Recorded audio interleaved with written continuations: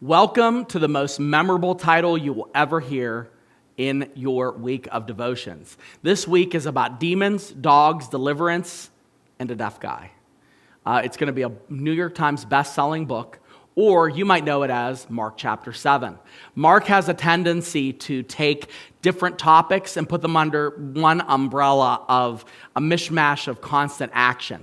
So as we look at this particular passage we've been covering in Mark chapter 7, we've been covering the Gospel of Mark, we're going to look at a couple things that happen in short order rapidly. And the first thing we're going to look at is demons, which is, if you are squeamish or if this bothers you, just parental advisory, okay, because this might be a little freak you out a little bit.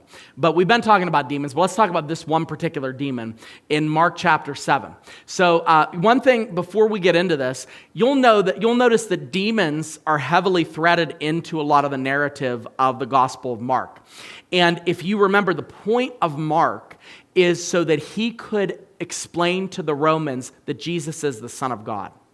Now, the Romans didn't necessarily subscribe to the Jewish ideologies at the time, but what they did believe in was the supernatural. So they would recognize if there was a good spirit or a bad spirit. They would recognize if something evil was going on. So it was very becoming for Mark to be able to take stories about Jesus having authority over evil spirits. So it makes sense that he would do that. But on top of that, you could see some things about demonology, which is the theological study of demons, in the Gospel of Mark put out in full display. So let's take a look at this one particular demon. And we're going to just overview the story. And then between today and tomorrow, we're going to get into a little bit of the weeds about demonology and demonization and all those things. So let's take a look. It says, "From there he rose and went away to the region of Tyre and Sidon, and he entered a house and did not want anyone to know, yet he could not be hidden. But immediately a woman whose little daughter had an unclean spirit heard of him, came and fell down at his feet. Now the woman was a Gentile woman, and she begged him to cast the demon out of her daughter." She was a Syrophoenician, by the way. I think Syrophoenician.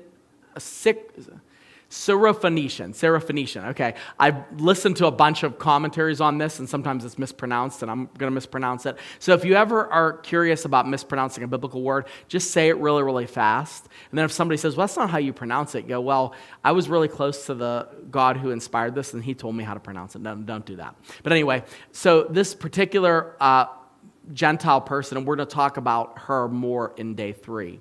But it says her daughter has a demon, and she begged Jesus to cast the demon out of the daughter. So let's talk about demonization for a moment. And I want to use demonization. So there's a couple things that the Lord revealed to me recently. And when I say recently, I'm talking about like the last year, about demons, demon possession, demon oppression. So this is what the conventional through line is concerning demons. When you became a Christian, the idea of demons or demon possession, you're going to go to churches that are in one end of the spectrum or the other. The spectrum of the far right, hyper-conservative, more fundamental churches. Demons are not really discussed much, and they emphasize non-Christian people being demon-possessed. And so they'll use the word demon-possessed. And they get that word demon-possessed from 2 sources. Number one, that demon-possessed idea comes from the King James translation of the Gospels and some of the other parts of the New Testament, where it's demon-possessed is the word used. And so what that means is, in accordance to what the translation is, when you hear demon-possessed, you think, what? That person is owned and controlled by a demon. So you have this idea of a demon essentially taking over somebody's body, taking over their behavior, right? So that's when you hear demon possessed, that person's possessed. Oh, that my kid, you say it about your children. I've said it about my children. I'm like, I think we need an exorcist. This kid seems like they're possessed. And we're saying it in jest, but it comes from the word translated in King James, demon possessed. So the other place that we get this is from Hollywood. And Hollywood portrays demons as the exorcist. Somebody that's completely consumed by a demon, like it's just basically a demon wearing skin.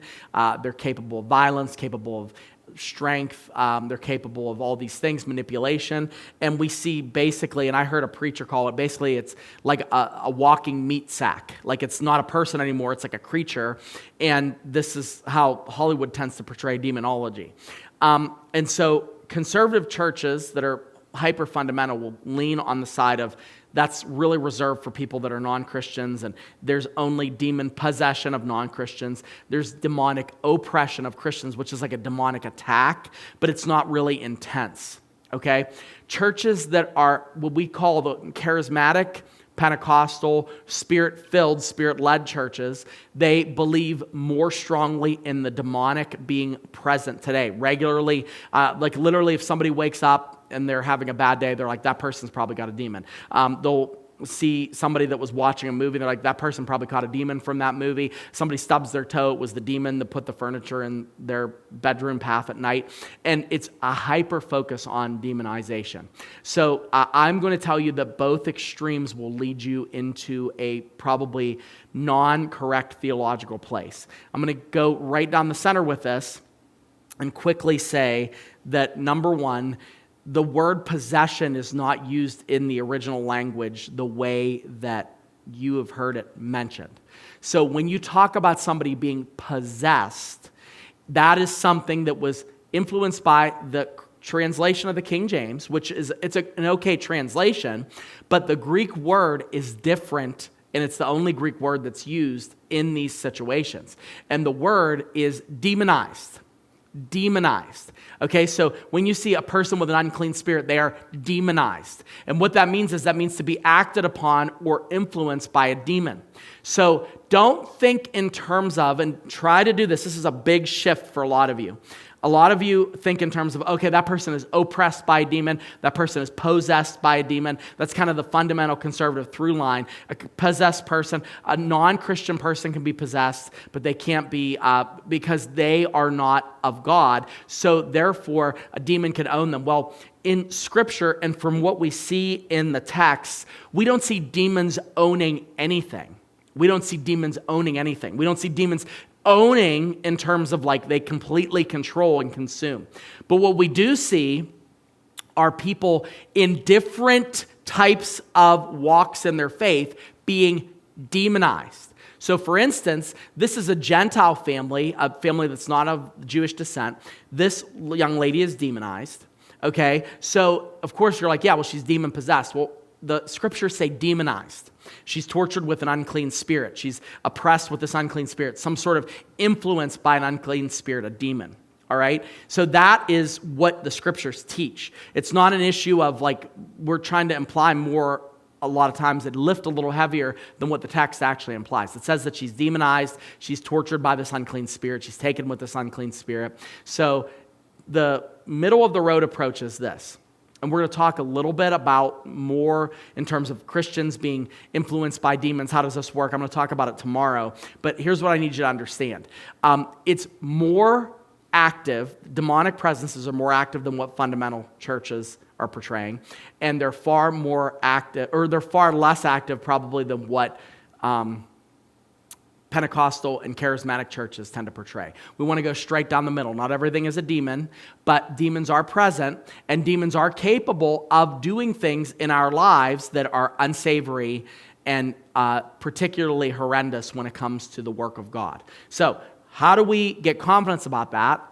Well, we're going to talk about that tomorrow as we look at Jesus' dealings with demons in the Gospel of Mark.